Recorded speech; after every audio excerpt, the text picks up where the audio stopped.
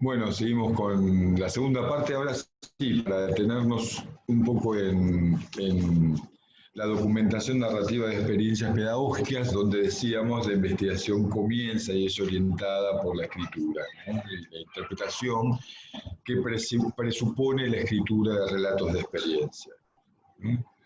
Eh, Antes de detenernos en la cuestión que nos interesa, les refresco, les cuento muy brevemente de qué se trata la documentación narrativa de experiencias pedagógicas. Es una forma de investigación pedagógica en la que los docentes indagan narrativa y autobiográficamente, autoetnográficamente, también se podría decir, su mundo pedagógico, su experiencia pedagógica en la escuela.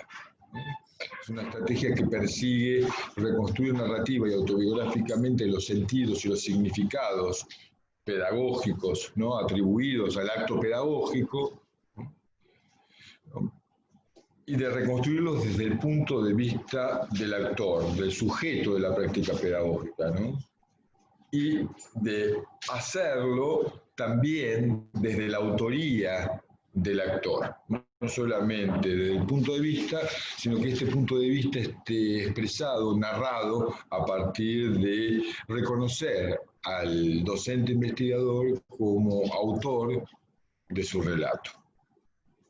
Es decir, aquí se rompería la idea de un otro intérprete, ¿no?, de la propia interpretación vertida en el relato. La idea de la documentación narrativa, entonces, a través de estos relatos escritos por los docentes, a través de la indagación narrativa de sí, de su experiencia, la idea es documentar aspectos no documentados de la práctica escolar, del mundo de la vida de la escuela, ¿no?, y de la experiencia que viven los sujetos en la escuela, ¿no? La idea de generar documentos narrativos que pudieran dar cuenta del estar allí en la escuela, haciendo el acto pedagógico, construyendo la escuela, haciendo aula, ¿no?, al mismo tiempo que esa documentación se incorpora, ¿no?, como memoria pedagógica de la escuela. Se incorpora en el debate público activando la memoria pedagógica de la escuela a partir de reconstruir la experiencia educativa en las voces de los docentes, ¿no? Un poco la idea de esta memoria pedagógica tiene que ver con otra cuestión que no me voy a atender aquí, que se vincula con esto de recuperar a la pedagogía como campo de saber, de renombrar a la pedagogía como discurso legítimo acerca de la educación y revitalizar a la pedagogía a partir de considerar e incorporar al debate voces, experiencias, sujetos, saberes, ¿no?, producidos activamente como ausentes dentro del campo pedagógico, ¿no? Entonces, la idea es que este proceso de investigación pedagógica, narrativa y autobiográfica sobre la propia experiencia permita operar una transformación del saber de experiencia construido al ras de la práctica pedagógica en saber pedagógico público, ¿no? Y para eso los docentes se incorporan en un colectivo de docentes narradores que definen, ¿no?, la posibilidad y las condiciones, ¿no?, para poder narrar la experiencia y que esa narración provoque y al mismo tiempo sea el resultado de una indagación narrativa de sí, de su propio mundo, de la propia experiencia. Entonces, un poco la idea es que el dispositivo de la documentación narrativa, afiliado a esta tradición heterodoxa de la investigación narrativa, ¿no?, incorpore la escritura y la reescritura de los relatos, ahora voy a contar cómo, ¿no?, en una espiral hermenéutica colectiva, ¿no?, en donde ese relato es dado a leer y donde ese docente narrador también lee, comenta, ¿no?, y su relato es comentado en un marco conversacional con otros docentes narradores. y en donde transitan, ¿no?, cada docente narrador en esta suerte de espiral de hermenéutica colectiva, ¿no?, un circuito de posiciones de enunciación, de recepción y de conversación. Esto lo vamos a ver con más detenimiento. Lo que me interesa aquí es que los docentes participantes en estos procesos de investigación pedagógica en colectivos de docentes narradores, ¿no?, también participan en la generación de condiciones de enunciación para que esta escritura, para que de relatos, pero también la lectura y la conversación entre pares sea posible, ¿no? No existen, no están dadas las condiciones para que los docentes interrumpan su acontecer diario, su rutina diario, ¿no?, y se detengan a escribir, indagar, leer y conversar acerca de sus experiencias pedagógicas y fundamentalmente de los sentidos, significados pedagógicos que construyen en torno o a propósito de estas experiencias, ¿no? Entonces,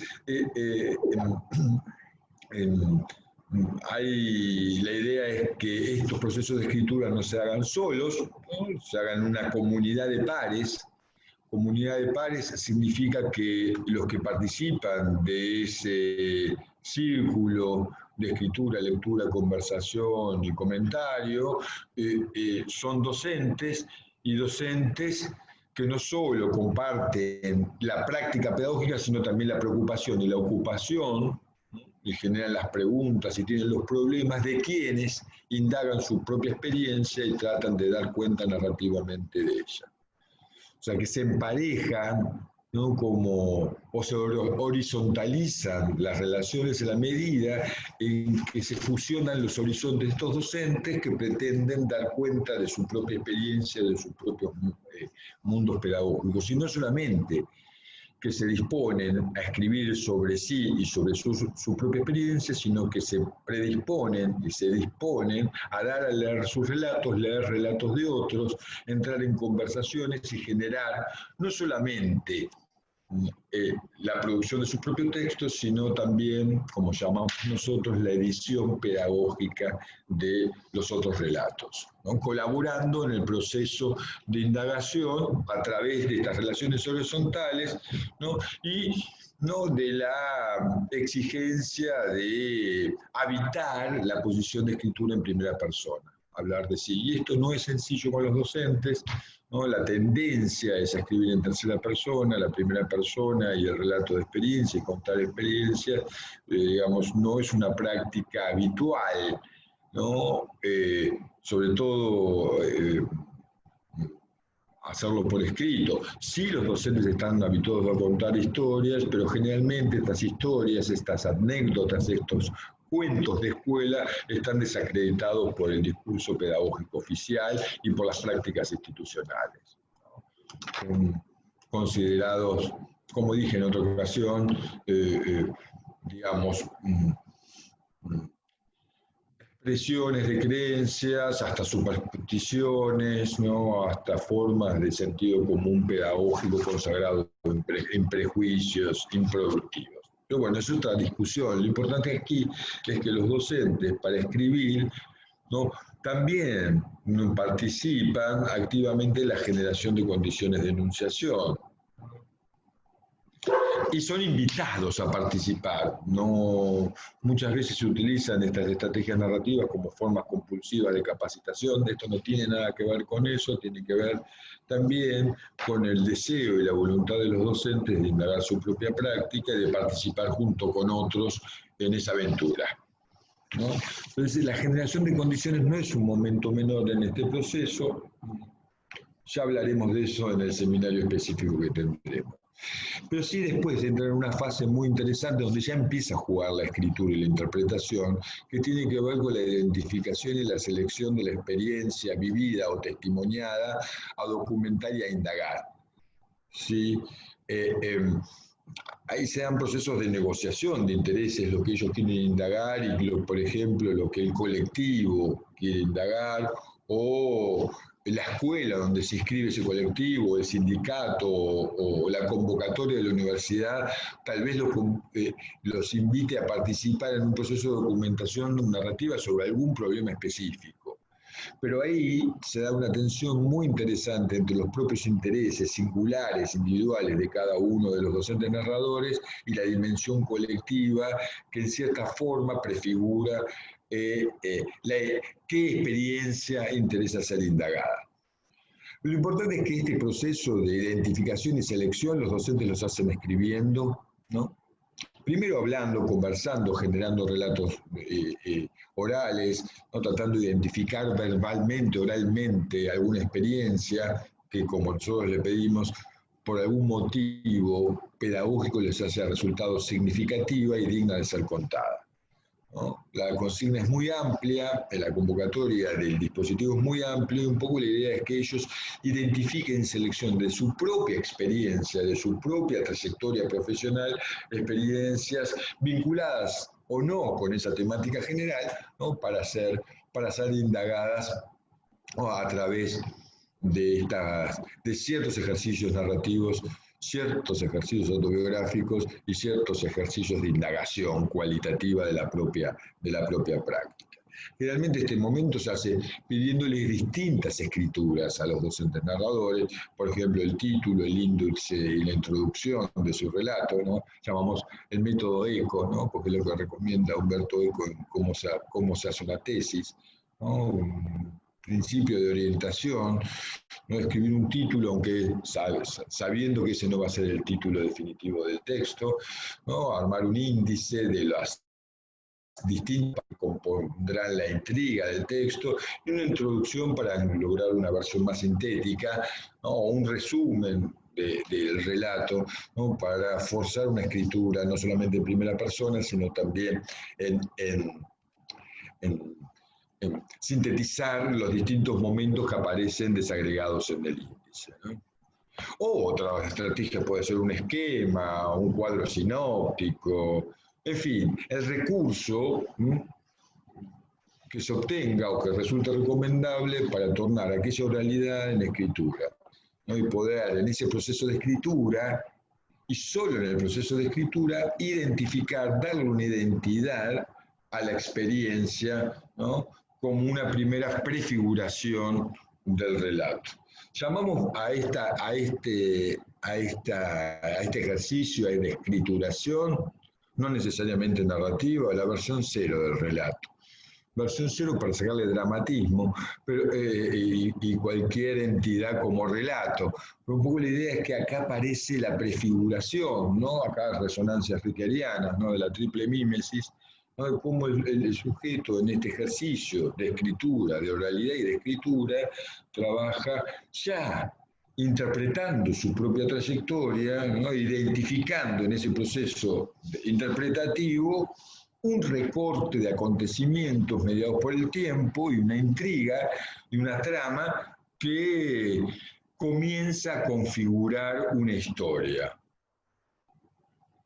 Inmediatamente pasamos a la fase de escritura. Ya se empezó escribiendo, pero ahora sí le pedimos que escriban, no un relato de experiencia, de esa experiencia identificada y seleccionada para ser documentada, ¿no? Le pedimos obviamente algo que haya dejado huella, por eso la categoría de experiencia, algo que los haya marcado, haya significado un incidente crítico en su propia trayectoria profesional, o una epifanía, como nombrábamos en la primera parte, un momento de clivaje, de quiebre de su trayectoria biográfica, de su conciencia pedagógica, etcétera, etcétera, etcétera. La única exigencia que tenemos es que sea un relato, no un ensayo, ¿no? Que se cuente, ¿no? La experiencia como un cuento, como una historia, ¿no? Había una vez en donde yo hice tal cosa y sucedió tal otra, ¿no? Se desarrolla la historia y que tenga un desenlace. La importancia del manejo temporal y de este quiebre en las formas de escritura de los docentes, de escritura oficializada, digámoslo así, es importante y resulta trabajoso. ¿no? La construcción, ¿no? En la primera persona del singular, contando una historia en la que he participado, en la que he sido testigo, implica la construcción del yo del investigador, de construir la posición de ese docente como docente narrador, indagador narrativo de su propia experiencia. ¿Eh? Entonces, en la medida que va escribiendo, va construyendo esa posición de escritura, en la medida que la escritura es la que orienta la indagación. Él al escribir, ¿no? O él o ella al escribir, ¿no? Esta primera versión de su relato, no solamente se va construyendo como un yo narrador, un yo que indaga su propia experiencia al narrarla, sino que también se convierte en el personaje de la historia, ¿no? Y esto, como sabemos, es una complicación y requiere de ejercicios de reflexividad metodológica permanentes. Pero ese es otro problema. El problema es que aquí él o ella está escribiendo un relato y al hacerlo está construyendo una primera interpretación. La configuración de esa intriga está elaborando una primera o una interpretación de nivel 1 de su propia experiencia, de su propia participación en ese mundo de vida escolar. O sea que esa primera versión del relato, versión 1 que él construye, ya es entendida como una interpretación de ese mundo.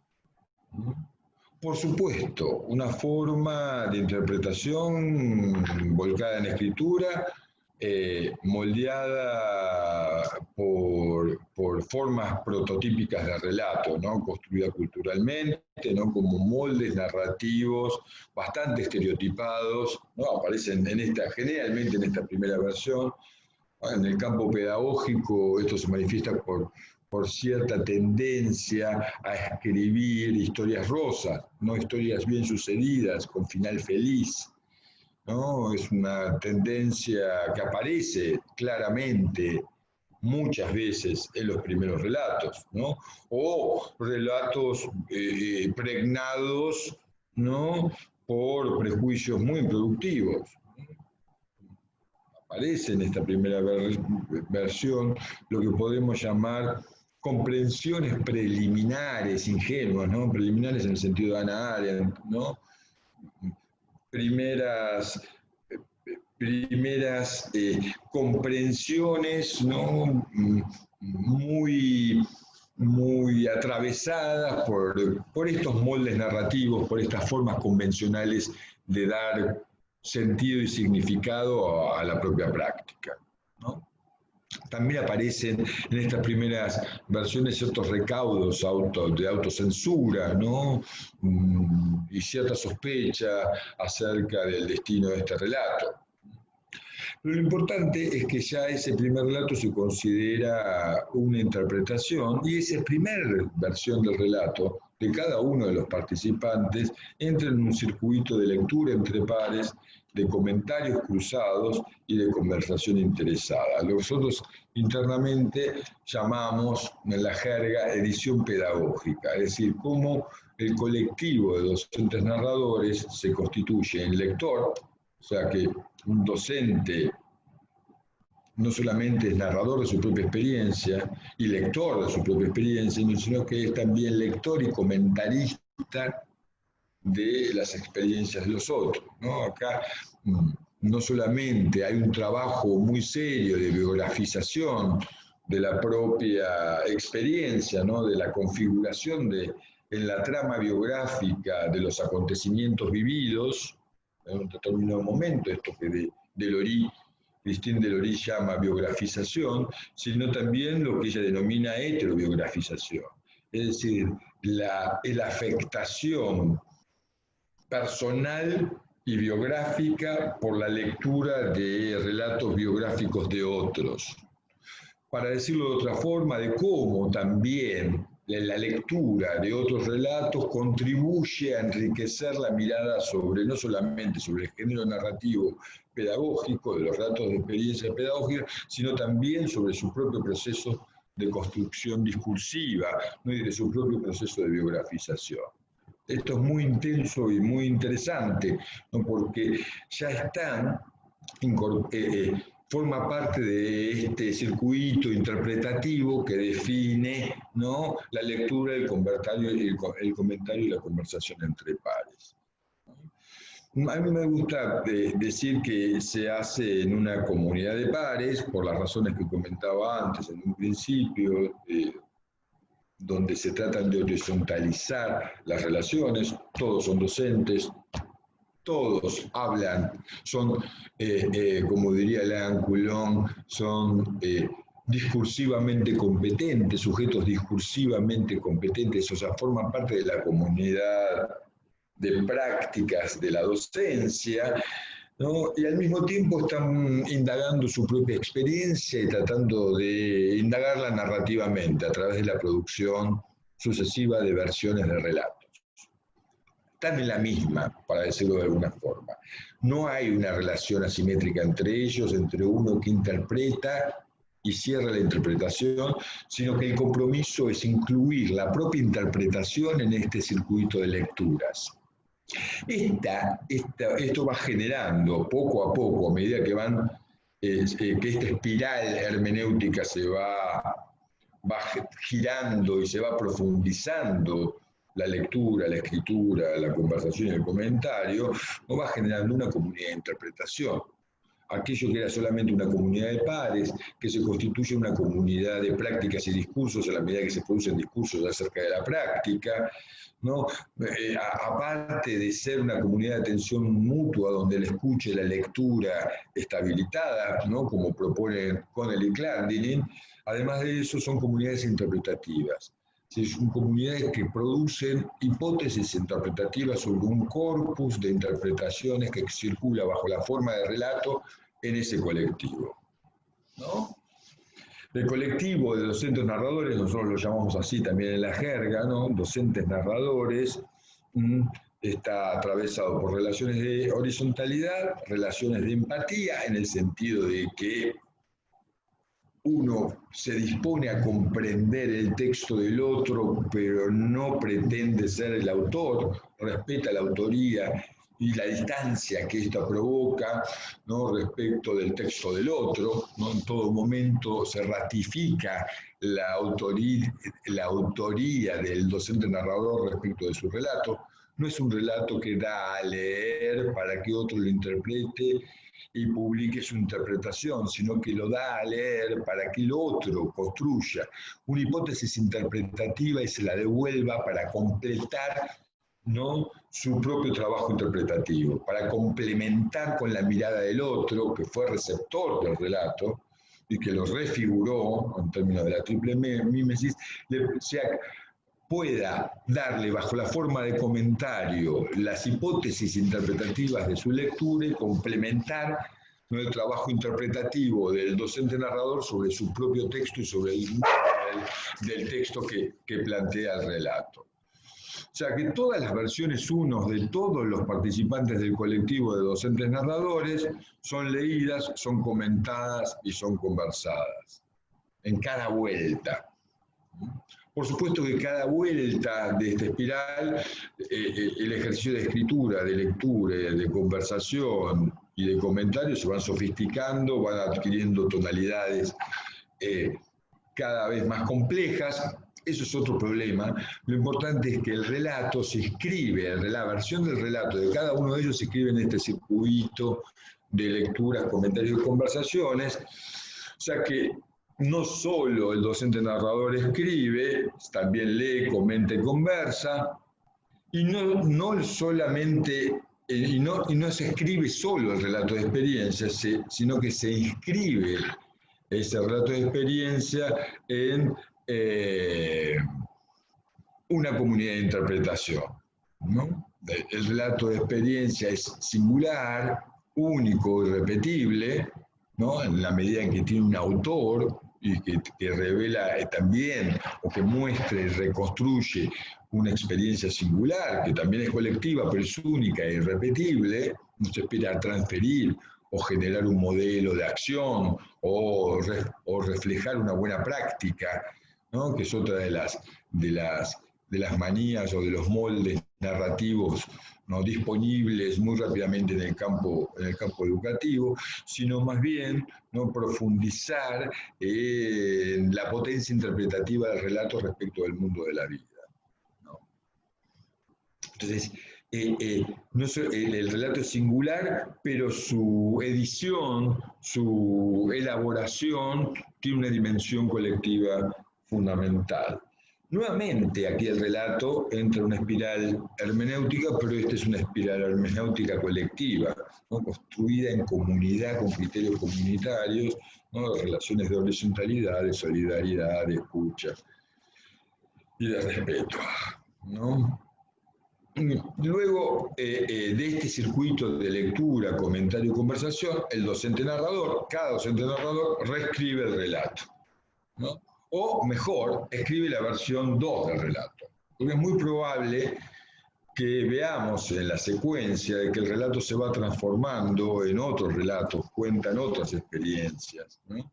Entonces preferimos decir que no es que se reescribe el mismo relato, sino que se escribe una nueva versión del relato, ¿no? Cada circuito de lectura inaugura una nueva vuelta al campo de indagación, ¿no? Permite identificar pistas, seguirlas, indagar, facilita indagar la experiencia, volver a indagarla, ¿no? Volver sobre ella, seguir las pistas que las hipótesis interpretativas dadas en comentario nos despiertan o nos permiten seguir o nos permite identificar. Y también permite cada circuito de lectura reflexionar sobre la escritura del relato, no solamente sobre el contenido, sino también sobre la forma, ¿no? En que configuramos la intriga del relato. Y cada circuito, por supuesto, contribuye a la indagación por estas pistas que da, pero también ayuda a desmontar los moldes narrativos, ¿no? Un poco esta idea de construir la lengua que usamos para dar cuenta del mundo, ¿no? Todos estos moldes narrativos que decíamos se expresan como en lugares comunes, como contar buenas prácticas, contar historias rosas, o en el caso de las historias de formación, el momento de revelación de la vocación, ¿no? Son formas prototípicas que la entrada en estos circuitos de hermenéuticos, de interpretación, permiten de construir poco a poco. Tenemos documentada la forma en que poco a poco las narrativas se van despojando de estas matrices narrativas instaladas, ¿no? En la cultura escolar, en la superficie de la cultura escolar, y permite indagar otras formas de narrativizar la experiencia, ¿no? Más experimentales, que implican no solamente una cuestión de estética o de estilo, sino de formas de nombrar el mundo como producto de la indagación narrativa. O sea, la indagación narrativa no solamente pretende representar el mundo o del mundo de la experiencia, sino fundamentalmente lo que propone es indagar las maneras en que nombramos el mundo de la experiencia y el mundo escolar, ¿no? Entonces, un poco estos círculos hermenéuticos, esta circulación hermenéutica, ¿no? De interpretaciones permite, ¿no? Poner en tensión o complementar las hipótesis interpretativas dispuestas en el relato, ¿no? Contribuye, ¿no? Si pensamos la triple mímesis, contribuye a que el docente narrador, en la configuración de la trama de la intriga, cuente con pistas otorgadas por la refiguración del relato de los receptores del relato, ¿no? Con esta idea de que el significado de un relato se actualiza o se realiza en la recepción. Bueno, estos círculos de lectura permiten que el docente narrador anticipe posibles recepciones del relato, ¿no? Y trabajar sobre el relato. Por supuesto, también tiende a resolver un problema central en toda investigación autobiográfica que tiene que ver con el distanciamiento del narrador respecto del relato, ¿no? Primero, la lectura se hace sobre el texto, no sobre la experiencia. Ya existe una mediación, el texto ya como objetivación prefigura este distanciamiento, pero además las lecturas de otros contribuyen a que esta distancia, ¿no?, sea mucho más productiva, esté enriquecida por la mirada de otros y sobre todo por la recepción, ¿no?, que tuvo el relato, ¿no?, y los significados involucrados en esa recepción. ¿No? Ayuda al mismo tiempo, ¿no?, a reflexionar y a indagar, ¿no?, el mundo del texto, pero también la forma del relato, la estructura, ¿no?, la configuración de la intriga y los efectos prácticos, pragmáticos de recepción que tiene el relato. Bien. Finalmente, ¿no?, este círculo va generando relatos cada vez más densos, pedagógicamente más densos, también más informados en la biblioteca, en la medida que ese mismo proceso de indagación mueve al docente desde la experiencia de la biblioteca buscando referenciales teóricos, textos que también le permitan comprender mejor o contribuir a esta comprensión que otorga su texto, ¿no? Y el colectivo de docentes narradores, ya constituido en comunidad de interpretación, ¿no?, se constituye en comité editorial y valida el texto a partir de la idea de publicabilidad. Entonces, lo publica y en el sentido de disponer públicamente ese relato. Es importante detenernos un poco aquí porque también tiene que ver con la manifestación textual, con el proceso de escrituración. El momento de publicación, en donde el colectivo de docentes narradores dice ese texto está publicable, es decir, saturó, es decir, ya puede salir del ámbito más bien íntimo de la comunidad de pares para disponerse públicamente, como saber público, como momento y acontecimiento de ratificación también de la autoría. A partir de ese momento, el docente narrador es un docente autor. Ratifica su autoridad sobre el texto, ¿no?, y ratifica su nombre, ¿no?, vinculada al relato de experiencia. Se convierte en intérprete de su propia interpretación, ¿no?, y rompe esta idea de doble hermenéutica para hacernos pensar en las potencialidades de esta espiral hermenéutica colectiva, ¿no?, en la cual el relato transcurre. Bueno, había preparado para mostrar, ¿no?, lo que nosotros llamamos una clínica de edición. Lo voy a mostrar muy rápidamente, es un PowerPoint, no me voy a detener en todos, es uno que utilizamos, un PowerPoint que utilizamos en un proyecto específico en el Laboratorio de Políticas Públicas, en un momento en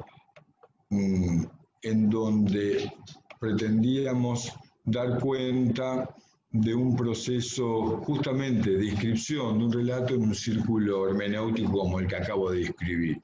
No, es simplemente un ejemplo muy puntual de cómo un relato, una versión del relato entra dentro de esta espiral de lecturas, comentarios cruzados y conversaciones, ¿no?, dando por resultado una nueva indagación narrativa y una nueva versión del relato, o la escritura de una nueva versión del relato informada, ¿no?, en ese proceso de indagación narrativa que dispara esta instancia colectiva. ¿No? Lo llamamos clínica de edición. No, inclusive está la autora del texto, y su autorización, por supuesto, de un proyecto que organizamos entre el Laboratorio de Políticas Públicas y el Ministerio y el INFOR, ¿no?, el Instituto Nacional de Formación Docente, que tuvo que ver con un proceso de documentación narrativa. Y acá analizamos justamente cómo distintos actores se involucran en ese colectivo, ¿no?, de recepción, de interpretación, ese colectivo de docentes narradores, ¿no? Una coordinadora del proyecto, que coordina un colectivo de docentes y donde hay dos distintos docentes, en este caso la autora de este relato que vamos a ver, está dispuesta a narrar la experiencia pedagógica, ¿no? Esta docente fue invitada, ¿no? Orientada por el coordinador, como acabo de contarles recién, en un proceso de identificación y selección de experiencias, de escritura de una primera versión del relato, ¿no? Y llega a una primera versión del relato, está muy sintetizado, ¿no? Y acá tenemos la versión 1 del relato, con un título que se llama Y valió la pena, y los invito a leerlo. El salón de actos del Colegio Jesús en Salta estaba repleto. Estudiantes, profesores y maestros y padres de toda la provincia se acomodaban como podían en los pasillos y en las puertas. Yo no había sillas desocupadas. A mi lado, Cecilia Bazán me miró nerviosa, con una sonrisa congelada, quería disimular. Pobre, las dos temblábamos. Zulma Celis, la otra autora del proyecto presentado en la 13ª Feria de Ciencia y Tecnología, estaba ausente. Había partido hacia nuestra ciudad de Rosario, con gran pesar, convocada para un trabajo. ¿Cómo fue que llegamos hasta acá?, me pregunté. Las imágenes pasaban rápidas por mi cabeza. En Zulma, mi alumna de segundo año del profesorado de física, nació una inquietud que nos llevó a investigar sobre la contaminación del río Rosario. Celia se unió al equipo. Queríamos demostrar que nuestro río estaba contaminado con bacterias muy peligrosas. Después conseguimos un laboratorio en Salta para analizar el agua, vendimos bonos, contribución para recaudar cada centavo, nos enterramos hasta el tobillo en el agua y el barro para recolectar las muestras, caminamos con la nariz arrugada en medio del basural, escribimos y discutimos y volvimos a escribir, y así llegó la exposición de la escuela Edgar Leal, con el stand armado con mucho esfuerzo y ayuda de familiares y amigos. Luego la alegría de pasar a la instancia provincial. Las 3 agotadoras jornadas en Salta, en la que el jurado preguntó, revisó, evaluó y una y otra vez, ahí estábamos, las caras de estudiantes y docentes, era una mezcla de nervios, ansiedad y hasta angustia. Unas lloraban de emoción o reían eufóricos, otros lloraban de frustración. ¿Se habrían preguntado ellos como yo si valió la pena tanto esfuerzo? Porque en esos momentos pensaba cuánto trabajo, cuántas complicaciones, ¿valió la pena? Me llegó la respuesta desde el micrófono de la locutora que ya anunciaba. Y el primer premio de la categoría Ciencias Naturales, nivel H, ¿para quién? Diga de una vez. Cuando el río suena, microorganismo lleva, del Instituto de Educación Superior 6024 de Rosario de la Frontera. ¿Qué? Nos miramos con Cecilia, medio sin comprender, no podíamos respirar. Como en sueños caminamos por el pasillo, la ministra Altuve nos entregó algo en las manos, la gente nos felicitaba al pasar. Son las del río, decían unas, son las de Rosario de la Frontera, decían otras. Claro que valió la pena, pensé con lágrimas en los ojos, y esto recién empieza. Bueno, esta es la primera percepción de ese relato, lo primero que escribió la docente narradora, ¿no? El colectivo, la coordinadora, el equipo de coordinación del LPP, que éramos nosotros desde el Laboratorio de Políticas Públicas, estábamos todos atentos, formamos parte de este colectivo de docentes narradores y de coordinadores del proyecto. ¿Qué hicimos en ese proceso de edición, de lectura? Hicimos un ejercicio de lectura y comentario, un ejercicio de lectura y comentario entre el equipo de coordinación del LPP y el coordinador CAI. Es decir, el relato circuló en circuitos de lectura y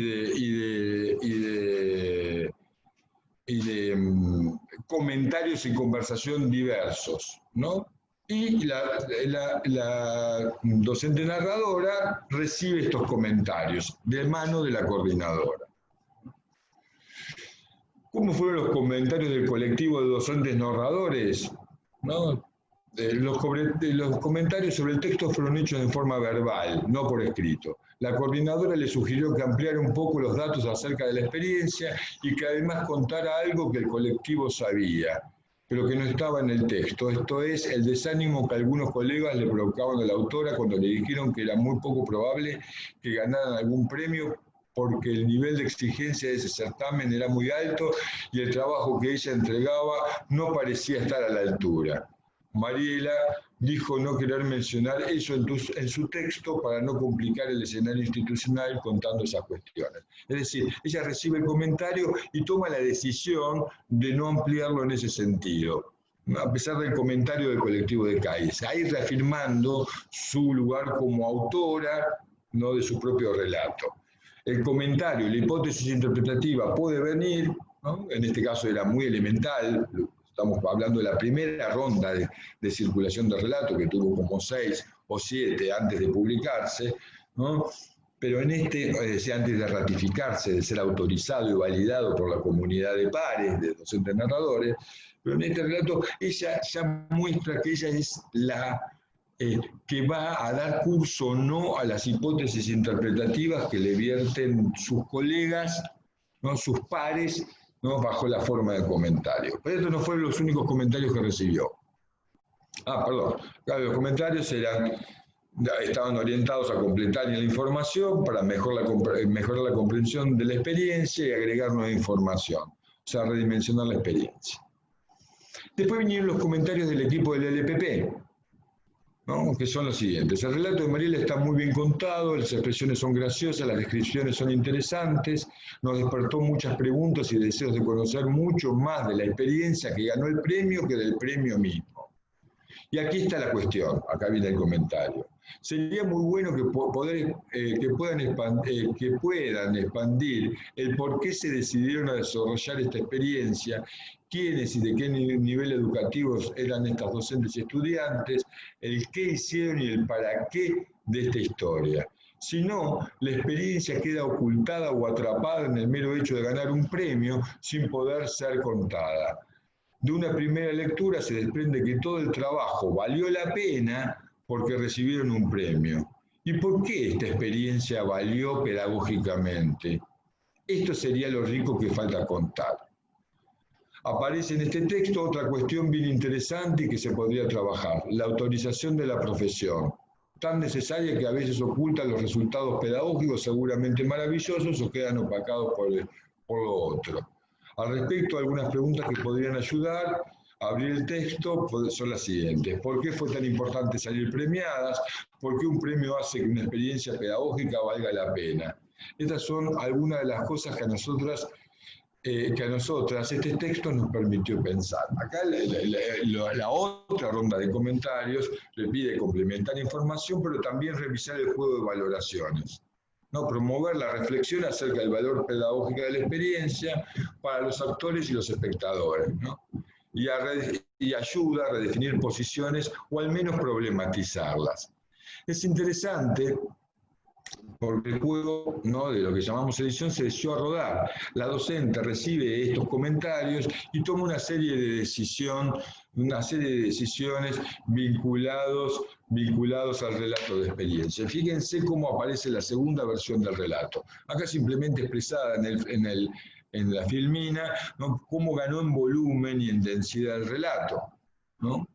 Acá está la versión 2, ¿no? Fíjense cómo la profesora le pone un título conceptual aparte del título de fantasía, ¿no? Vamos a pasar porque esto va a llevar mucho tiempo, pero miren cómo gana en densidad. Lo que aparece en rojo es lo que agregó la profesora a partir de las pistas y de la indagación desplegada por los comentarios de pares en el circuito de lectura, comentario y conversación, ¿no?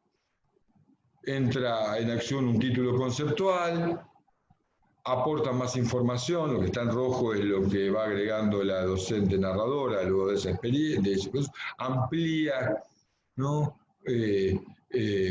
Y aporta más información sobre la experiencia, ¿no?, dando cuenta del sentido pedagógico. Esta es solamente una segunda versión, ¿no?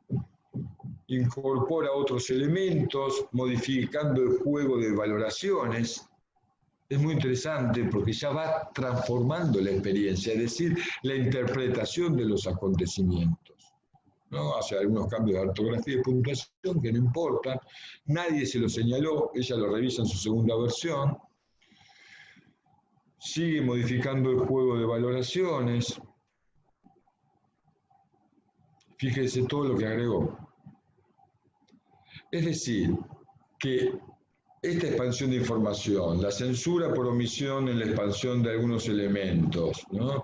Esto de mantener la estructura del relato y de los hechos narrados, mantiene el tono y también mantiene el estilo, pero modifica la estructura argumental, el contenido y las relaciones causales que configuran la intriga, de manera que aparecen otras cosas y las mismas cosas aparecen contadas de otra manera.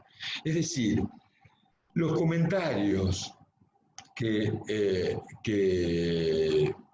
manifestaron las hipótesis interpretativas de los distintos lectores pares de ese relato hicieron que la docente narradora reindagara narrativamente la experiencia, reconfigurara biográficamente los acontecimientos, configurara otra intriga, en definitiva nos contara una experiencia completamente distinta a la de la versión 1, donde la historia, ¿no?, de la versión 2 ya no es la historia de un premio, sino más bien de por qué, ¿no?, esa experiencia resultó significativa, ¿no? ¿Por qué una experiencia escolar tuvo un impacto comunitario tan grande? ¿No? ¿Por qué aquello que fue premiado era más importante de ser contado que el premio mismo? Bien, lo importante de esta cuestión, me parece, es mostrar cómo en algunos tipos de investigación narrativa muy específica, bastante heterodoxa, regidas por regulaciones y criterios metodológicos diferentes, ¿no?, donde se trabaja el tema de la autoría y que están atravesados por cuestiones epistemopolíticas medulares, ¿no?, que se pregunta sobre las posiciones, ¿no?, del investigador y de quienes están habilitados a ocuparlos, ¿no? En esa otra lógica aparece, sí, la escritura, ¿no?, desde el primer momento de la indagación narrativa.